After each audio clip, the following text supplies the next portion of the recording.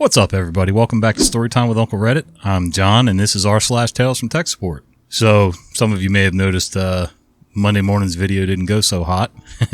So, more of a personal glitch than a technical glitch. So, we're going to get back on it, get everything fixed, and now you'll have a Tuesday video. All right, let's get to it.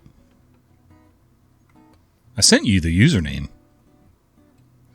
The boss contacted us because one of her new employees can't log into his account. In the mail she sent us, she included his username, but when I looked at it, I noticed it was completely the wrong format to be one of our usernames. So I scrolled down in the email we had received and saw that she had also included the automatic email that had been sent out when the account was created, containing a different username than the one she sent us. So I sent her a reply pointing out that the username she sent us was different from the one in the automatic email. I explained which username was the correct one, and I asked which one the employee was trying to use, and what does she reply? I included the username in the email I sent you. So when informed that she either made a typo in the email sent to us or gave her employee the wrong username, her response is to ask us to look at the email she sent us. Imagine having that person as a boss. I could almost understand her missing it the first time. People get busy. I'm sure she's got a lot of other stuff to deal with, and maybe she didn't take notice of the automated email versus what the user was giving her or what she made up out of her own head. I don't know, but I can sort of see that. But when the emails you back and says, hey, the actual username's here, the one you sent us is not correct at all, which one's the user trying to use? I mean, it's a simple question. Yeah, that's when you got to take a step back, reread what you sent, what was sent to you by the user and tech, and kind of put it all together.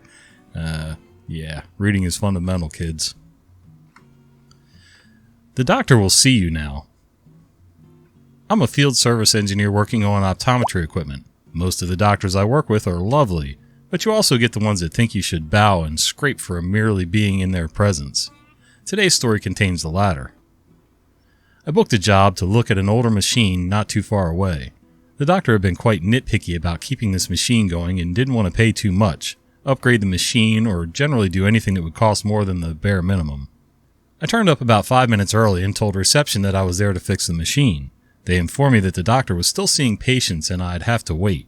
So I took a seat and started checking emails like a good little employee. 15 minutes went by and still no movement from the office, so I went back to reception to ask how long it might be, as I had booked the time. They told me they weren't sure, but that I would just have to wait. Fine, I'll wait. Another 20 minutes went past. It was now 30 minutes after my appointed time, so I went once again to the front desk. Before I could even say anything, they addressed me. The doctor's still seeing patients as we told you. You'll just have to wait. So I countered. That's fine, but I've been here 30 minutes now. That's the time we allot for the call-out, which is $175 plus tax. We're now on the hourly rate at $150 per hour plus tax. So I'm fine to wait if you like, but I just wanted to let you know what it's costing. The receptionist, obviously knowing how much the doctor liked spending money, immediately got up and trotted into the doctor's office. About 30 seconds later, the door opened and the patient was almost pushed out of the room. Okay, I might be remembering that a bit more comically than it happened, but I swear it looked like they were pushing her. The receptionist turned to me and said, "The doctor will see you now." I'm not a doctor. Never played one on TV, never stayed in a Holiday Inn Express even. As a contractor first, I get what this guy's going through. I've never been to a doctor's office to do work like that, but I've been to other places where people expect you to wait and they think you're not going to charge them for that wait time. Well, that's kind of goofy, but all right. As a patient though, I gotta say, doctor's offices tend to overbook, and I'm not sure why. Maybe somebody who is in the medical field can let me know down below, but why? Why do doctors tend to overbook? Okay, I know you get some cancellations every so often and everything like that. I know doctors allot themselves a certain minimum amount of time to be with a patient, and they're just kind of flying through it, being efficient. I can sort of get that too. It sort of sucks when you got questions for them about the topic that you made the appointment for. Okay, I could even see that. But when my appointment time says 3 o'clock, you have no emergencies coming in, and I can't be seen until 4 or later? That's ridiculous. I just have to suck it up and deal with it, huh? If I'm more than 15, most doctor's offices around here are 15 minutes. If I am 16 minutes late, my appointment gets postponed or canceled. And that's fine. It should be that way because I'm a big boy and I should be on time. But when you're 15 minutes, half hour, 1 hour, sometimes even up to an hour and a half late seeing me, what recourse do I have? None.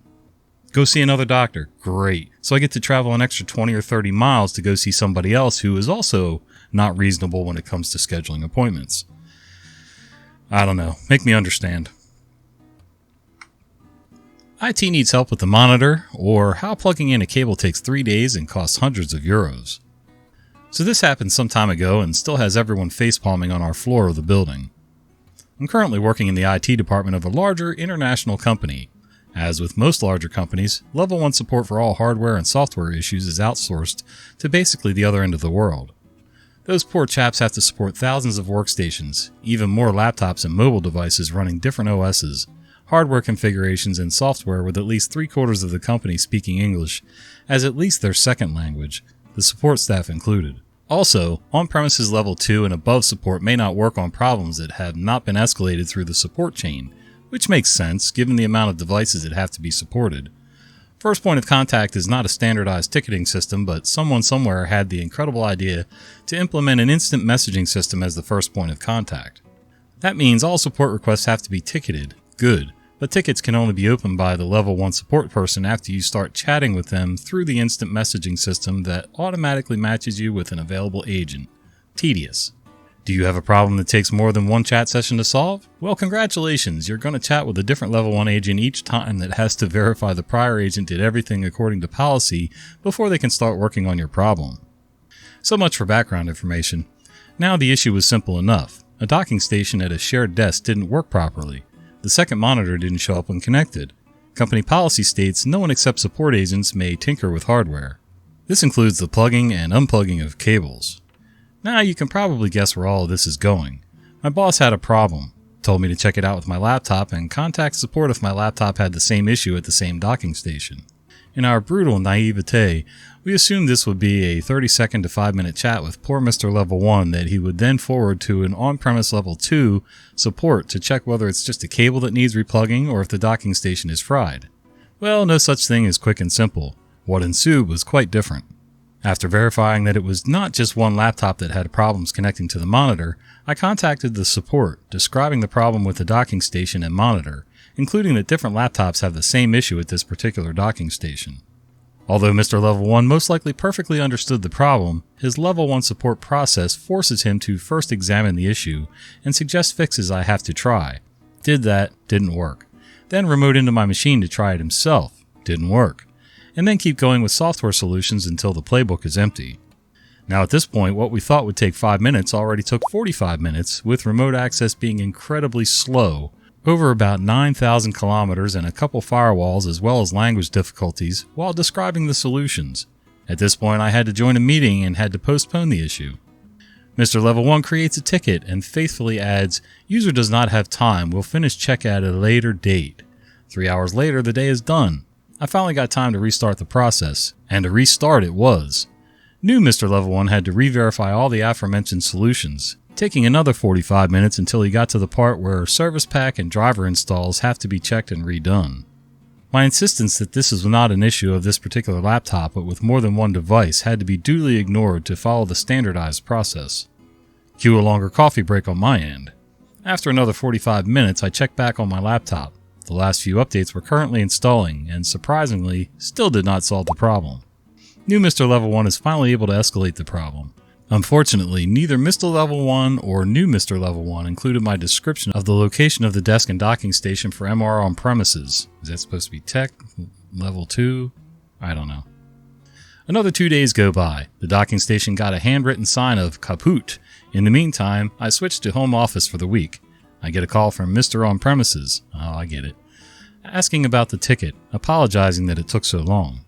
Now, understandably, a broken docking station is low priority as we have shared desks and after COVID most people are still working from home, meaning no one really needed that particular desk. We finally get around to me describing where the desk is located, and I add a quick description of the problem. Mr. On Premises has all the information he needs, grabs a replacement device, and quickly swaps the docking station.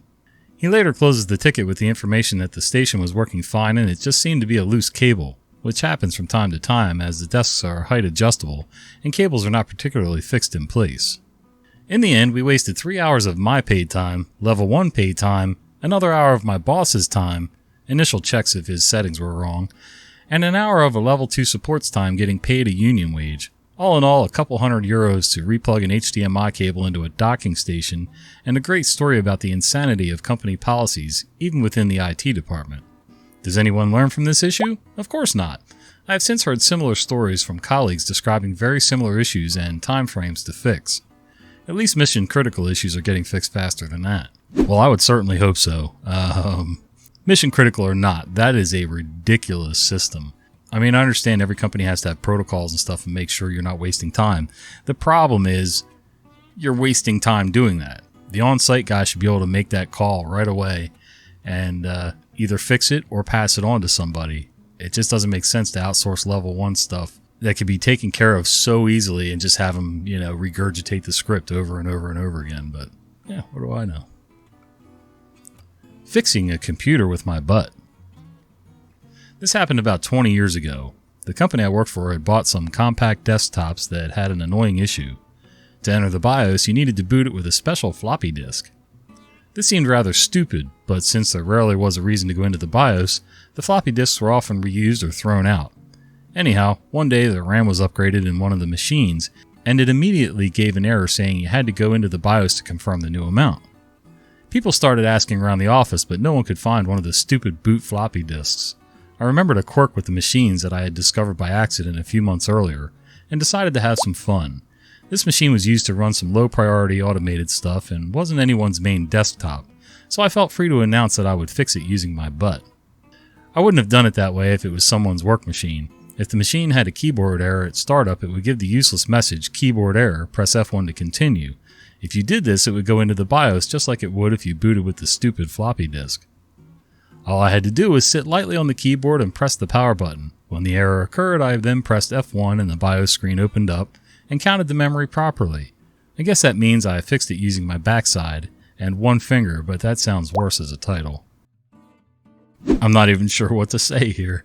I'm not sure he needed to sit on it or lean against it or whatever to do that. You probably could have taken your hand and mashed down on the keyboard while pressing the power button and got the same result, but hey, whatever works. It's better than calling Tier 1 from that last story, though. The day my boss told me the customer cannot print the letter I.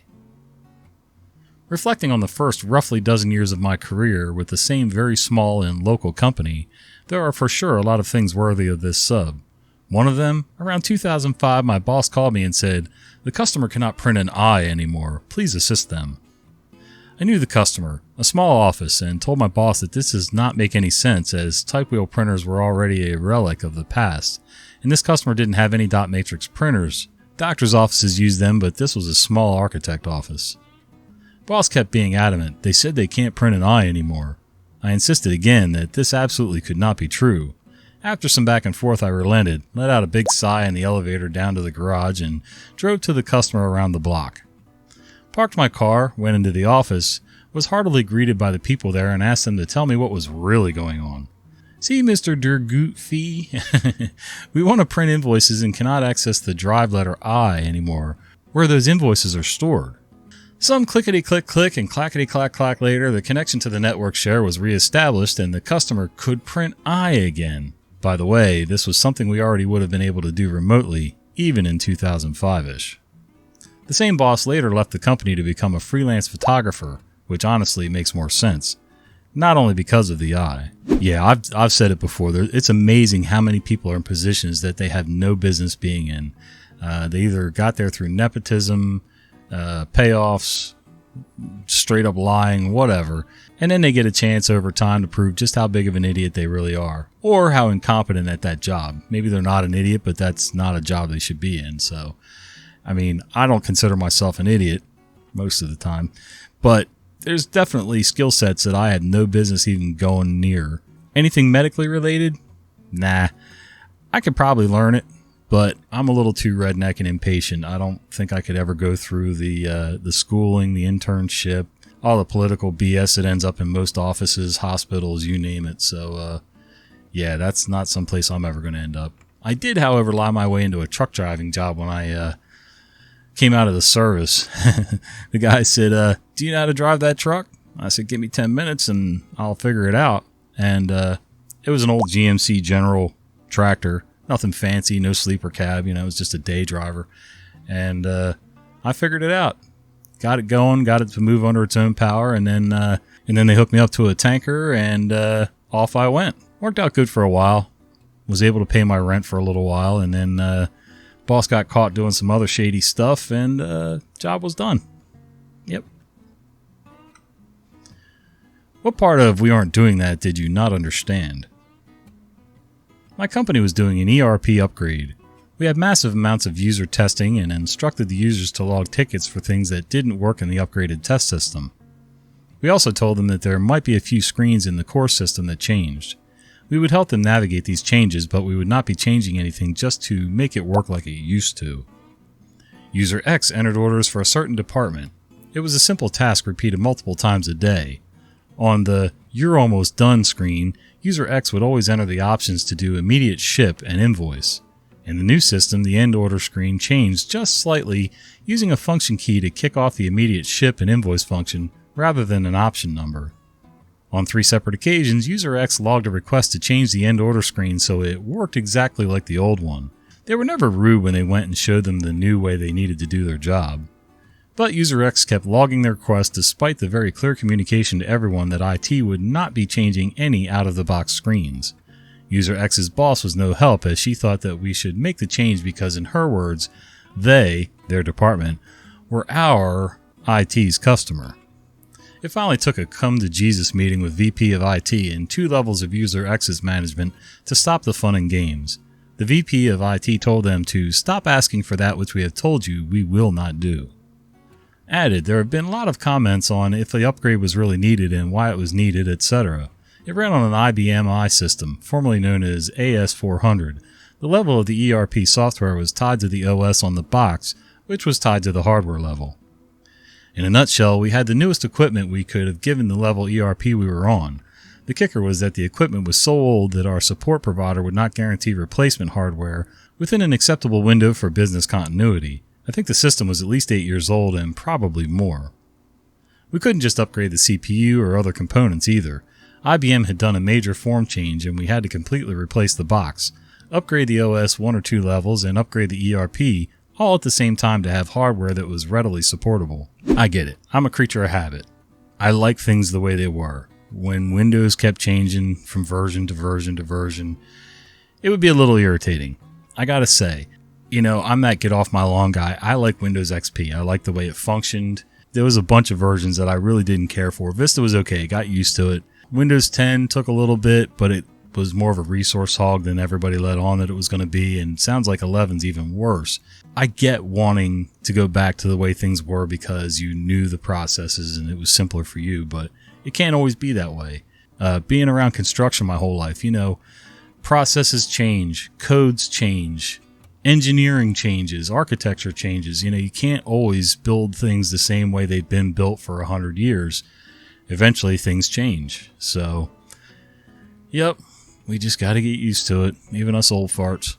Well, hey guys, I hope you liked the stories, and if you did, would you do me a favor? Can you click like on this video, subscribe to the channel if you haven't already, and click that little bell icon so you don't miss the next time the fat guy with the beard tells you stories. Hopefully on time next time. See ya.